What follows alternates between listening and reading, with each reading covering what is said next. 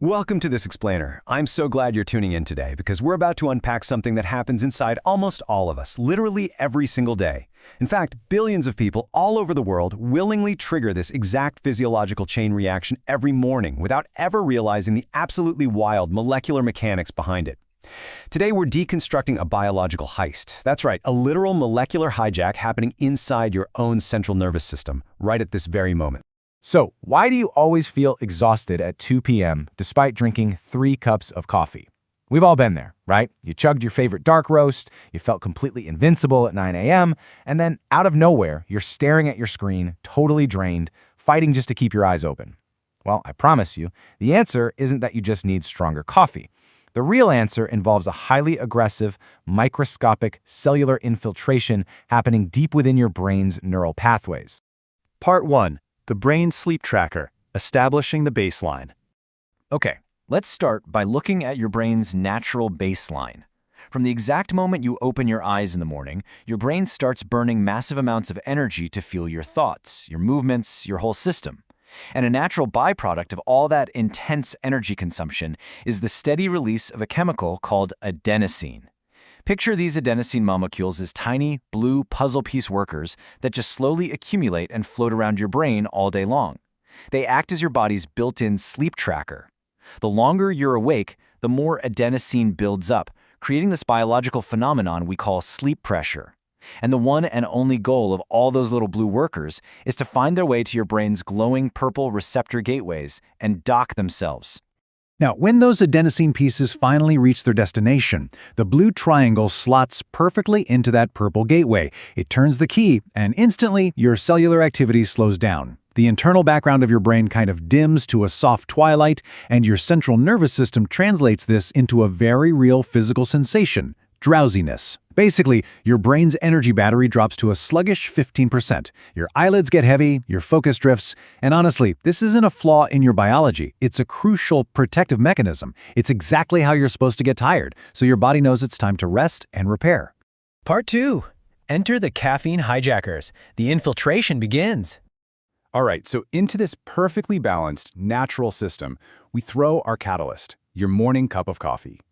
You take a sip, and the caffeine absorbs into your bloodstream super fast. But to actually affect your mind, it has to bypass the brain's ultimate security system, the blood-brain barrier. And since caffeine is stealthy and highly fat-soluble, it crosses that barrier like it's nothing. It arrives in your neural pathways like a spaceship dropping off a horde of tiny, aggressive orange hexagons. And these confident little invaders? They aren't there to politely coexist. They march straight in, physically pushing the natural adenosine out of the way, heading straight for those exact same purple receptor gateways. Part 3. The Imposter Blockade, Locking Out the Real Signals. This is where the heist really happens. Structurally speaking, caffeine looks nearly identical to adenosine to your brain's security system. Because of this molecular mimicry, caffeine acts as this brilliant imposter. While natural adenosine slots perfectly into the receptor to gracefully turn the key and make you sleepy, caffeine acts more like a blunt instrument. It aggressively stuffs itself right into the gateway. It fits just enough to block the doorway entirely, but its shape is just wrong enough that it can't actually turn the key. So the lock is jammed. No sleep signals can get through. Meanwhile, all those natural adenosine molecules are left pooling up outside the gateway. They're effectively locked out of their own system, violently banging on a door they can't open, while your brain hums along under the dangerous illusion that you have boundless energy. Part 4. The adrenaline false alarm. The brain panics. Okay, so here is where your brain violently overreacts. With the receptors entirely hijacked and blocked off, your brain cells suddenly realize they aren't getting any of those normal, relaxing adenosine signals. In response, they completely freak out. Emergency strobe lights are flashing across your central nervous system because your brain mistakenly thinks you must be in a hyper-alert, life-or-death survival situation. This sends a frantic message straight down to your adrenal glands. Believing you're under imminent attack, they rapidly pump out these bright red adrenaline sparks right into your bloodstream. This massive false alarm instantly trips your fight-or-flight response. Your heart rate spikes, your blood pressure jumps, and your focus dials in an absolutely razor-sharp. Boom! Thanks to that sudden, panicked adrenaline dump, your brain's energy battery violently charges right back up to 100%. Your airways open up, oxygen floods your muscles, and your reaction times plummet. You feel completely awake, totally alert, ready to crush the day. You might even get that familiar little jitter in your hands. The microscopic heist was a massive success. It temporarily tricked your entire physiology into a state of peak arousal, completely bypassing your body's natural need for rest. Part 5. The inevitable caffeine crash. The fallout of the heist. But here's the thing about an infiltration of this scale. It simply cannot last forever. The imposters always get caught. When caffeine first plugs those receptors, everything feels great. But as the hours slowly tick by, 2, 3, 4 hours later, your brain never actually stopped producing adenosine. You're still burning energy. So this massive backlog of blocked adenosine is just quietly, heavily building up behind that closed door.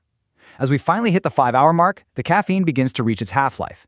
Its chemical grip slips, the imposters slowly crumble and detach, and waiting right behind them is a towering, unprecedented tidal wave of angry, trapped adenosine. The absolute second that door opens, the entire backlog strikes the newly opened receptors all at once.